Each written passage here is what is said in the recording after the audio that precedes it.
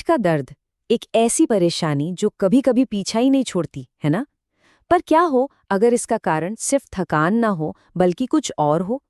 आज हम बात करेंगे फ्लैट बैक सिंड्रोम की, जो एक काफी आम समस्या है। और इसे ठीक करने के लिए एक असरदार फिजियोथेरेपी रूटीन को स्टेप बाय स्टेप समझेंगे।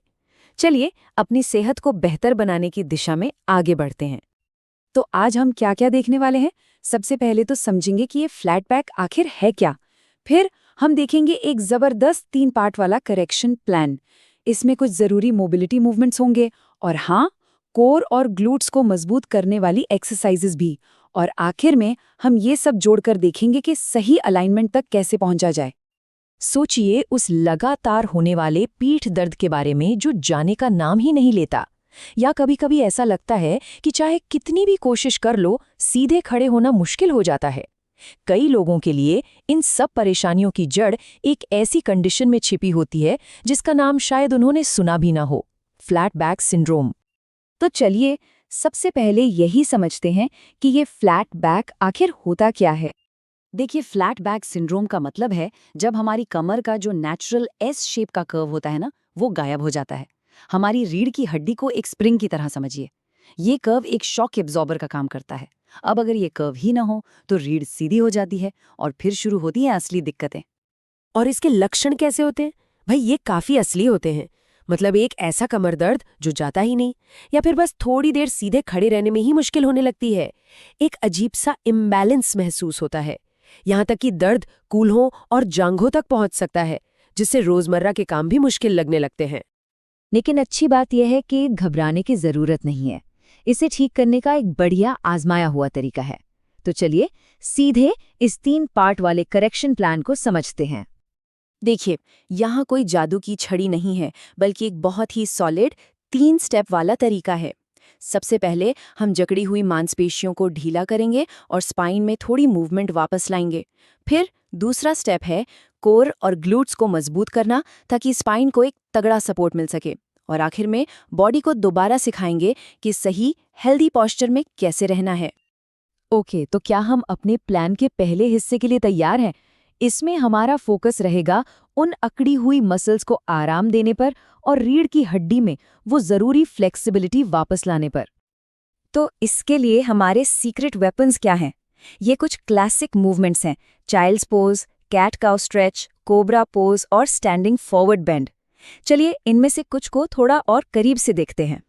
सबसे पहले चाइल्ड्स पोज यानी बालासन। इसे आप लोअर बैक के लिए एक राहत की सांस की तरह समझ सकते हैं।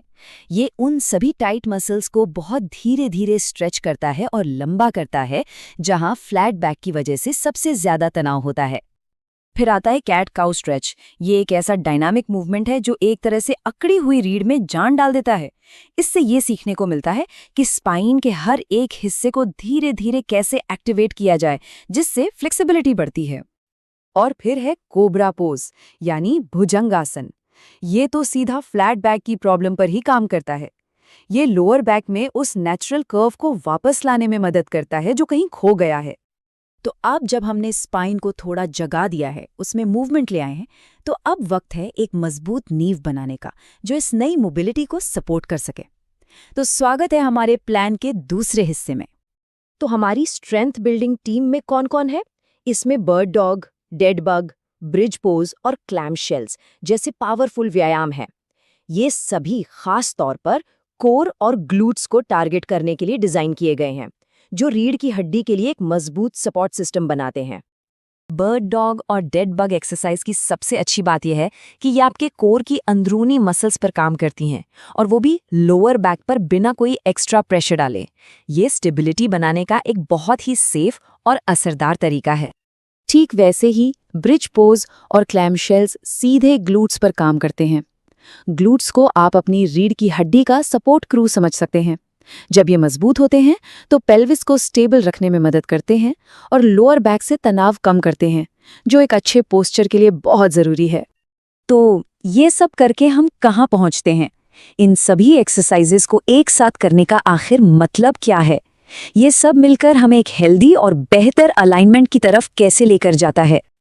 देखिए, जब इस रूटीन को लगातार किया जाता है तो नतीजे खुद ब खुद सामने आते हैं। बात सिर्फ स्पाइन के नेचुरल अलाइनमेंट को वापस पाने की नहीं है, बल्कि उस पुराने दर्द से छुटकारा पाने और ओवरऑल पोस्चर को सुधारने की है। यहाँ पर कंसिस्टेंसी मतलब लगातार करना ही सबसे जरूरी है। आखिर में इस पूरे रूटीन का निचोड़ इस एक पावरफुल लाइन में है, मोबाइल, शक्तिशाली और लचीले बने। ये सिर्फ एक्सरसाइज करना नहीं है, ये अपने शरीर को उसकी नेचुरल एनर्जेटिक स्टेट में वापस लाने के बारे में है। और जाते जाते एक सवाल छोड़कर जा रहा हूँ, इन एक्सरसाइज के अलावा हम अपनी रोज की आदतों में ऐसे कौन से छोटे छोटे बदलाव कर सकते हैं जो हमारी स्पाइन को हेल्दी रखने में मदद करें? क्या ये हमारे बैठने की जगह को ठीक करना है, सही जूते पहनना, या दिन में छोटे छोटे स्ट्रेचिंग ब्रेक लेना? सोचने के लिए बहुत कुछ है।